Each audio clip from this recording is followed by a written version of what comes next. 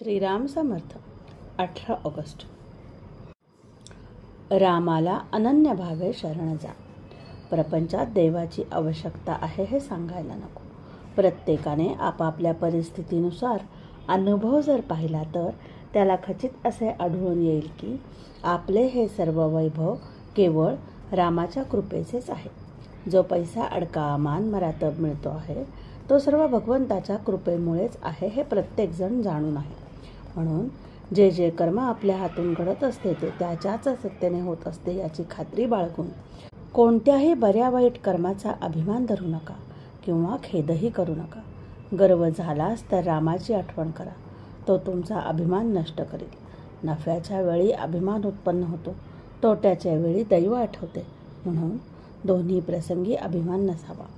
माझे कर्तेपण मेल्याशिवाय भगवंत प्रसन्न होणार नाही. प्रत्येक कर्माचे वेळी त्याचे स्मरण करूया. राम करता म्हणेल तो सुखी, मी करता म्हणेल तो दुःखी. लहान मुलाप्रमाणे निरभिमान असावे. रामाला सर्व समर्पण करून आपण समाधान मानून घेऊ. रामाला शरण जावे आणि मजेने असावे. आनंदाने संसार करावा. तुझ्या नामस्मरणाची गोडी दे हेच मागावे. प्रत्येक गोष्ट भगवंताच्या इच्छेने होते आहे हे समजून समाधानात राहा. वाईटाबद्दल कंटाळा किंवा सुखाबद्दल आसक्ती नको. असे वागल्याने हवे नको पण नाहीसे होते आणि अहमपणाला जागाच उरत नाही. तेव्हा आता एक करा, रामाला अनन्य भावे शरण जा. रामा, तू ठेवशील त्यात आनंद मानी अशी त्याच्या चरणी मस्तक ठेवून प्रार्थना करा. तो तुम्हाला मदत करायला सदैव तयार आहे.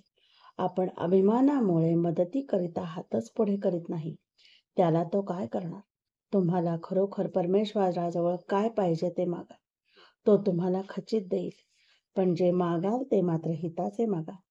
समर्थ रामदास हे मनोभावे रामाचे दास झाले म्हणून ते समर्थ होऊ शकले.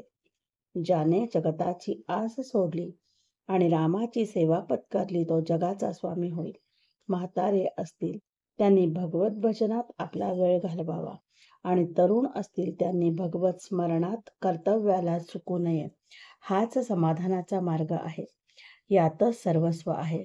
जो भगवंताच्या प्रेमात नेहमी निमग्न राहतो त्याला उपदेश करण्याची जरुरी नसते.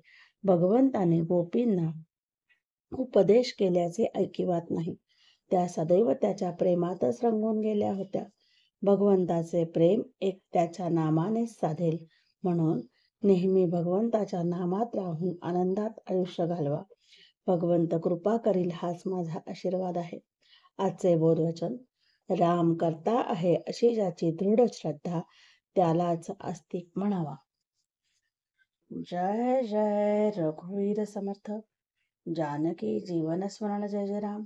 श्रीराम जय राम जय जय राम.